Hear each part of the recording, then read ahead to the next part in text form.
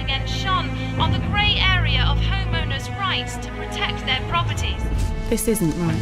The three little pigs are the victims. Blew down 2 houses. You got what you deserve. But the pigs went too far. You have every right to defend your property. Keep your chins up, fellas. Killing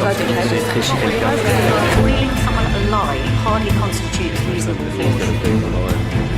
You have to protect yourself in your own home. Man's home is his castle. You do it If someone tried to blow my house down, I'd do the same. I knew the wolf. There's no way you could have blown down those houses. He had asthma. But the wolf had asthma. So what's the truth about the pigs' houses being blown down? Inside job. There's no reason why those two houses, one made from straw, the other from wood, should have collapsed. Not even a healthy wolf's huff and puff could bring them down.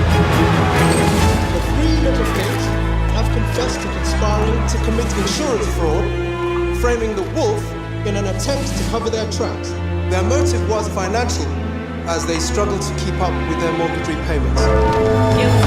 I'm behind on my payments too. How could this have happened? I've lost everything.